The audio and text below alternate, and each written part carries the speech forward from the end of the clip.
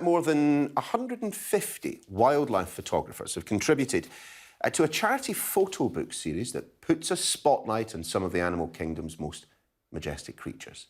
32,000 copies of the Remembering Wildlife book series have been sold worldwide and attracted something of a celebrity following along the way. Margot Raggett is the founder and producer of Remembering Wildlife. Adam Bannister is a wildlife photographer, safari guide and conservationist with, I think you'll agree, a pretty staggering backdrop at the Masai Mara there over your shoulders. Guys, great to have you on the programme. And do you know what, Adam?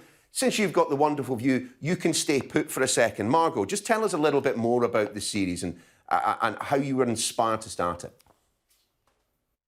Yes, thank you. I started Remembering Wildlife 6 years ago now after seeing a poached elephant in Kenya. And I was just aware that tourists and the wider public outside of Africa weren't really aware of the state of our wildlife. I saw a quote by David Attenborough saying, you know, we could get to a stage where we remember wildlife in picture books. And I thought, I don't want that to happen. So I started asking around lots of different wildlife photographers who I knew if they would contribute to a book. That first book was on elephants, Remembering Elephants.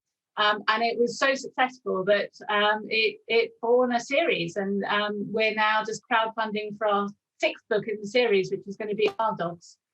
Well, let's bring in Adam and that, frankly, staggering view that you have behind you. I mean, you're a conservationist yourself, Adam, and I'm sure your day-to-day life brings you an awful lot of pleasure and an awful lot of joy.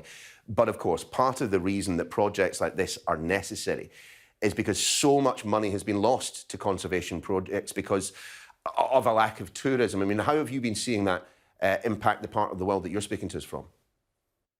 Yeah, good morning. I'm very lucky in that I've got one of the most incredible views sitting right behind me, and I have this every single day.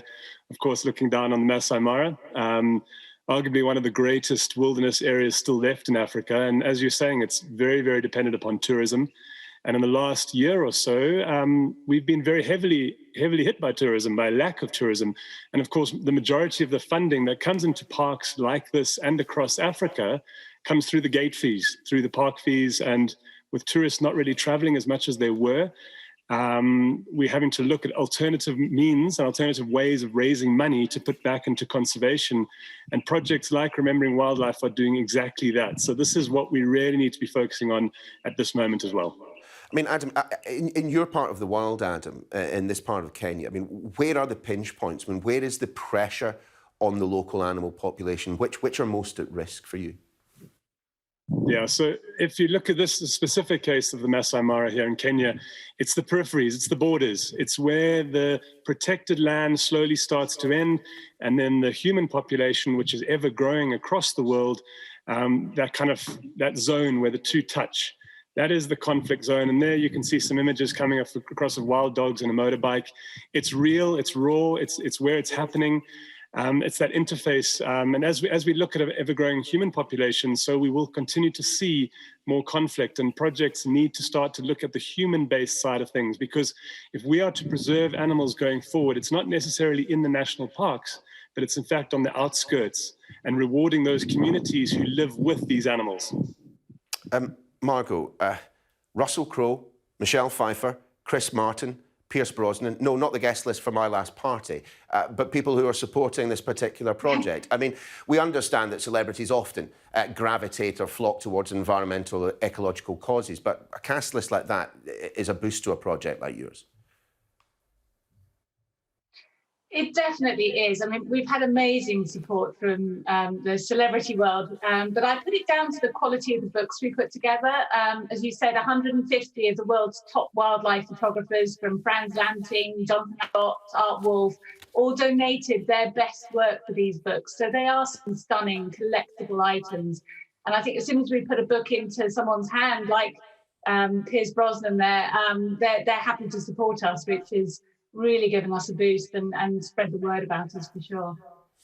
Adam, just because I am incredibly jealous, as I suspect the entire British population that's watching this currently is, just tell us a little bit about your day-to-day life. I mean, you get up, you walk out onto the veranda, you look down on the Masai Mara and have a cup of coffee, and then what comes next?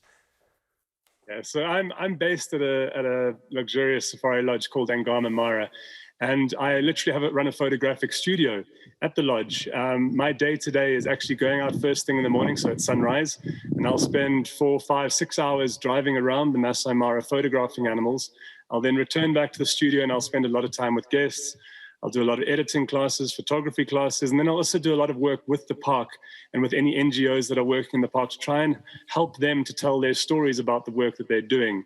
So I've landed a pretty amazing role here. I've been here for 3.5 years, and I am literally greeted with this view every single morning. Yeah, well gel, mate, well gel. Margot, just a final word from you then on all of this. People watching this want to get themselves a copy, perhaps even want to just get involved and help. How can they do so? Thank you. Yes. If you go to our website, rememberingwildlife.com, there's a link on there to our Kickstarter campaign right now. We've raised more than £100,000 since Friday to fund the next book in the series. And if people pre-buy the book from us now, it helps us to then make it and raise more money for conservation when it comes out. So please support our Kickstarter now and help us print more books and make more money for conservation. Margot Raggett and Through Gritted Teeth, Adam Bannister, thank you both very much for appearing on the programme this morning. Really appreciate it, guys. Thank you. Still to come on Breakfast this hour.